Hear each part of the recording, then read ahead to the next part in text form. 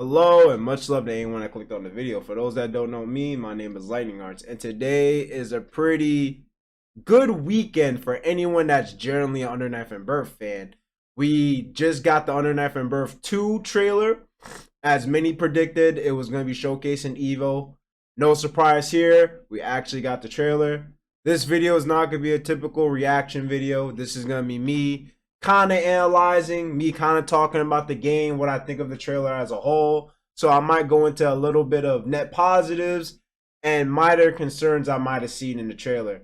For those that don't know, I seen it already, but again, it's not a reaction. This is just gonna be me kind of analyzing it and giving y'all my 2 cents on how I feel about the overall trailer. But if you like the video, make sure you leave a like.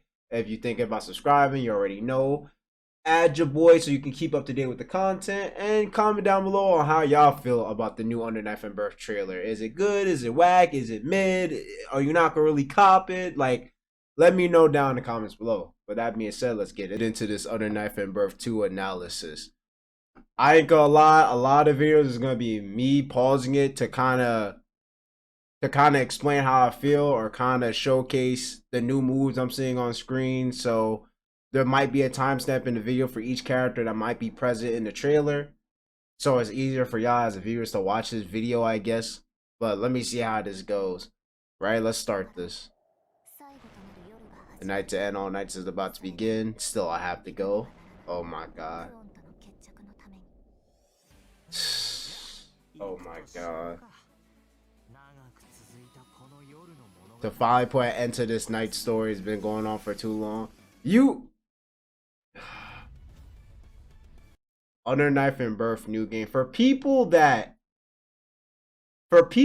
don't know I guess how bad it was in this game, in the old clear game, in terms of finding matches, the fact that we're getting a new Under Knife and Birth game puts a smile on my day and a great start to the new year for me. Because this game is apparently coming out in the early 2024. And the fact that this game is kind of coming relatively soon, we still gotta wait a couple months for it, but that's completely fine. As long as there's a time period where developers can kind of tweak things and change things, who knows, you might get a beta to see how the net play is or whatever. This is really good. This trailer put a smile and overall just made my weekend. Two. And of course, obviously, with a sequel, fighting game characters are either going to get buffed and nerfed, new moves added, certain frame data is going to change, new stages, probably new characters. From what I've seen right now, or from what I've seen, and especially since people are uploading the demo or uploading footage of the game in Evo, Hyde got a new move, obviously, with this projectile. Let me see if I can capture it. Where is it? It's really, yeah, this move. Hyde got another projectile. Me personally, I don't see the need for him to have this, but I'm all for the fuckery. From what I've seen from the gameplay footage that people are uploading, a lot of characters in this version of the game got a lot of, it seemed like, ignorant neutral tools. But hey, I'm not complaining. As long as the game is new and fresh, I'm all for it.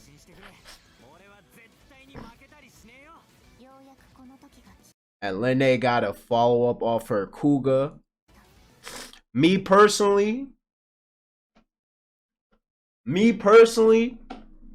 how do I say this? I don't mind that move. I wonder if that move looks punishable and is only used for follow-ups or for confirms. But Lidney already had a means of converting off her Kuga. So the fact they gave her a move that can really just do it for you, I don't know. I wonder if this is more optimal than the old way of confirming into Kuga. We'll have to see when the game releases, or if we obviously get a beta later or down the line this year. Hopefully we can see if this is more damaging or just overall, again, more optimal. I don't see why they gave her this, but they might give her something different. But overall, cool shit. Wallstein, Aurier. Wallstein definitely needs some shit. Not much of Wallstein. Aurier, what the fuck was that? Aurier got a slam down with Tartarus now? Let me slow this down. I'm gonna mute it so y'all don't get ignored with the. Yeah, Tartarus slams down now. So again, another move meant for confirms. Okay, so I see. I guess they're making specific character routes easier, which is pretty cool. So Aurier got a new move. Seems like a better way of converting off her. What move did she do? She did 4C, right? She did 4C to launch him, the launcher in the air. She did. No, okay, let me go back. She did thing. Kick. Oh, it's a new EX move. And it slams down. Okay, cool. I wonder if you can set up 2-2 after that. But Aurier got a new move. Let me keep going. Put this on normal speed. Seth. I'm not gonna lie to y'all when I say this. When I first saw this in the initial, like my first reaction or first time ever seeing this trailer, when I saw this, I was like, how active are those lasers? And I wonder if you can use those shits for setup.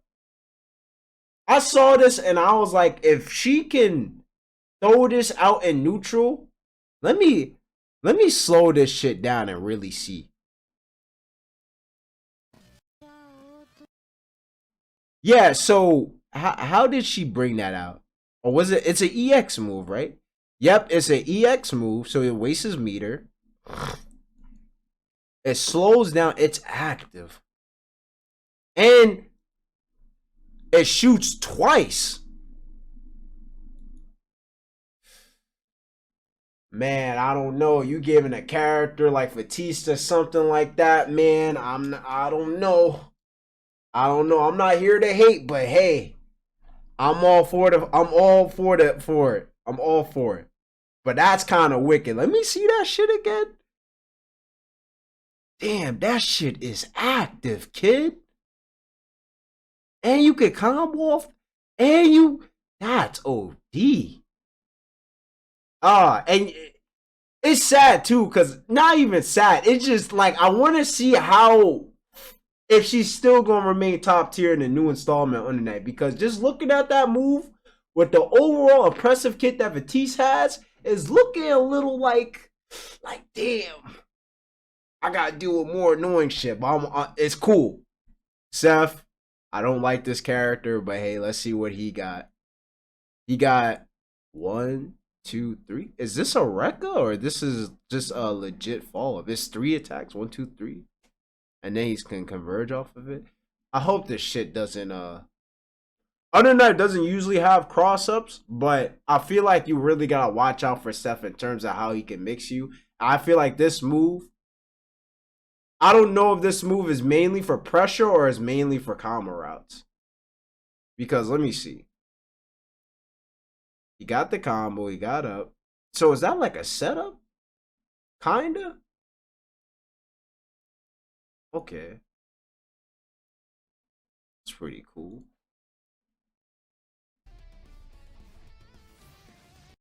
Again, Gordo got this. Gordo, hopefully, hope to God this is not another overhead. Gordo got an overhead Makava. Don't know what the fuck that was. You know we gotta talk about the Yuzu. We gotta talk about the Yuzu. Let me go backwards and mute the video so y'all don't get annoyed at the sound. This right here, God tier.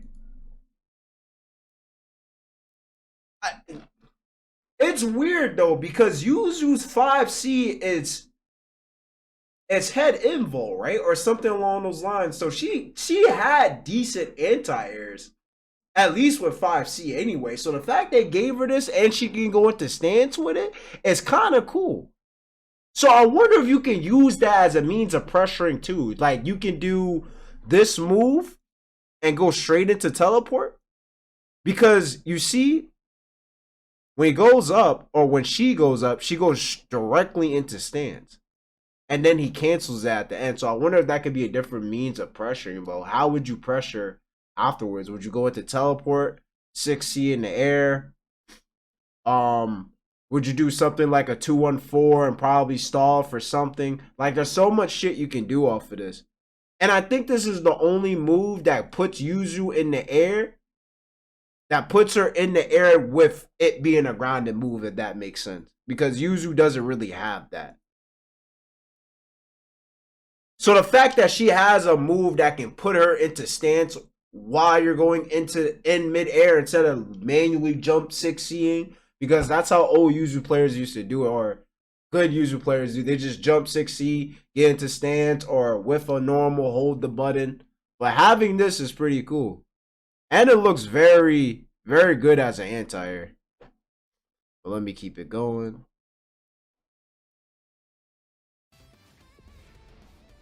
Assemble beneath the night. Chaos. I saw some of his shit. He got the flip back Ozzy shit. I don't know. This I want to actually point out. My Nanase fans or my Nanase mains, you should rejoice at the fact she kind of got this button. Or she got this new normal. Or special move. Can she do it regularly, or is that just the EX? No, she could probably do it regular because it's an EX version of the move. This move, I think, is big for Nanase now. I think this move alone shoots her up the tier list. OD. And my reasoning for this is the fact that the main issue with Nanase kind of was that she didn't have a she had to always kind of set up her projectile mid-screen. So the fact she has something that kind of looks ridiculous. Look at the range of this normal. Or this super, excuse me. Look at the range of this super. It kind of covers certain angles she was kind of weak at. Even though she had 236, which is like the full momentum, I guess, drill attack, as you will. She has that, but the fact she has a projectile to where she can kind of contest certain things and it doesn't look as risky with 236, because certain characters, if you do 236 and then go into, what is it? Is it 6C or 6B? When she does that little slide through on the opposite end, certain characters can punish that, and just having this alone makes her very strong. She already has a great projectile. Great for Oki. Her FF is amazing for kind of mixing up your opponents. I think this is a very strong tool in Nanase's arsenal. I could be wrong, but just looking at this trailer, I feel like this is a strong addition for her. Oh yeah, Phonon got a charge. I don't know what this does, but from what I'm seeing, it probably makes Phonon shit a lot more damaging. This probably makes her shit a lot more damaging. And it could change the frame data, right? You never know. Is this EX or this is normal? I think it's EX, right? Yeah, it's EX. Mika got, I guess I would say, an overhead. It looks like it crushes lows. Yeah, so it's another move. She got two moves from what I've seen. She got the one where she does this little charge fist and some of the under knife and birth footage, and that move. So, but I think it would be better for Mika if she had like something along the lines of, I wouldn't say a projectile, but I guess a means of handling projectiles better. Like something that goes under that. Oh, I'm gonna be completely honest with y'all. When I saw this in the trailer, I was like, there's no way in hell he has this shit. Even though it doesn't look like a lot, you gotta understand the character's archetype. He can set you up, great corner carry. Again, Bakia's neutral aspect and his mobility isn't the best, but having a move like this where you can kind of snipe people out, it depends how punishable it is, but the fact that you have something like this, I guess, in the neutral, and look how far 5C is, and then you're able to confirm it, which is really, really, really, really good. So again, all these, like, we gotta see how these new moves are gonna change the characters in the game. Are they gonna be more ignorant? Are they gonna be a lot easier to deal with. And what else? Who else got new moves? Yeah, everybody basically got a new move. Wagner, Ednum, Ikiru, Londrekia, Akatsuki.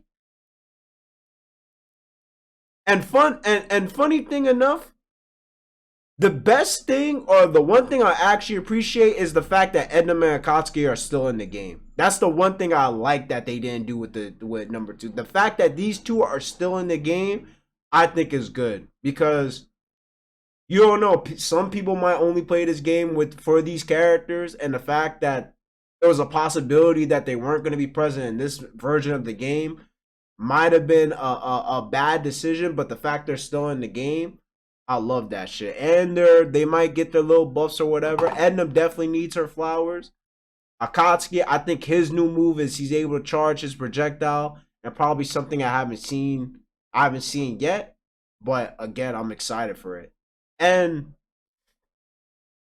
I think another issue, or not even another issue, I think a concern I have with this game being like this is,